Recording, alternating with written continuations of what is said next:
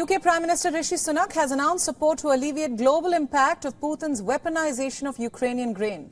This comes ahead of his visit to India for the G20 Summit, which Russian President Vladimir Putin is not attending for the second time in a row.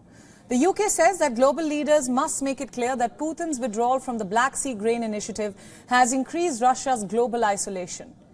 He adds that it comes on the leaders' part to protect those whose lives have been devastated by Putin's war. The British Prime Minister was quoted saying, once again, Vladimir Putin is failing to show his face at the G20. He is the architect of his own diplomatic exile, isolating himself in his presidential palace and blocking out criticism and reality. He further states, and I quote, "The rest of the G20, meanwhile, are demonstrating that we will turn up and work together to pick up the pieces of Putin's destruction. That starts with dealing with the terrible global consequences of Putin's stranglehold over the most fundamental resources, including his blockade of grain and attacks on Ukrainian grain as well." Now, the UK will be hosting the International Food Security Summit later this year and increase support for vulnerable people worst hit by rising food prices.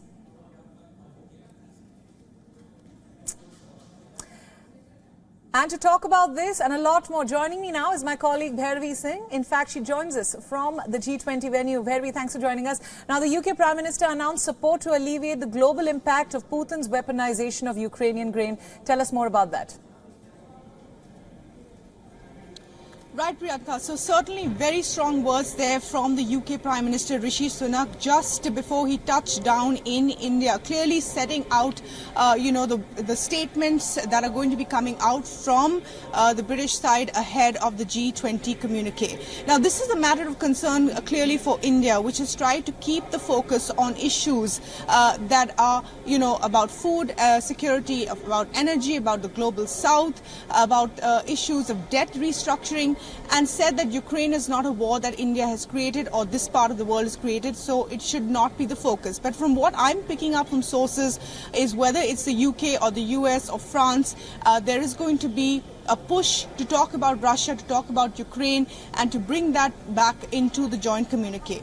Now, this is one aspect of what Rishi Sunak is going to be doing here as far as the multilateral forum is concerned.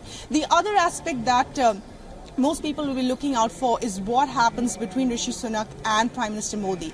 Now, there is likely to be a conversation. The FTA talks are stuck, not just stuck since Rishi Sunak came to power, but much before that, since Theresa May. There have been 13 rounds of conversation. The trade minister was here just a week ago. And what we believe is that on the Indian side, they're stuck on issues like immigration and visas. On the UK side, they're stuck on issues of trade barriers, and those conversations are not likely to be eased out in this visit either. The High Commissioner here in India has already said that the FTA talks are not to be finalized at this moment. But going back to the Russia war, clearly the tone has been set, whether it's by the UK or by the US or countries like France, which are also likely to raise this in the joint communique or in their conversations with the press. Right, Bhairavi, just to follow up to that, let's talk about the Delhi declaration. I think there's a lot of concern right now about getting a unanimous declaration, and the language surrounding the Russia-Ukraine war is becoming a major sticking point. Well, absolutely. And, given the fact that there have been over 200 meetings in 50 cities before this, and there's been the finance track, the Sherpa track, the ministers' meetings. And what we've seen of meeting after meeting is the fact that there has been some sort of a statement coming out on issues that, most countries would agree on, which is food security, which is debt restructuring, new funding for the global south. But there has been no joint declaration in any of these meetings before the G20, which in itself shows that we haven't really moved on from the Bali Declaration. In fact, in the Bali Declaration, there were clear comments about Russia. This time, Russia said, if there are wordings in the statement that we don't agree with, we will not let there be a joint communique. Right, absolutely. Bhairavi, before I let you go, tell us a little bit about the G20 Mandapam.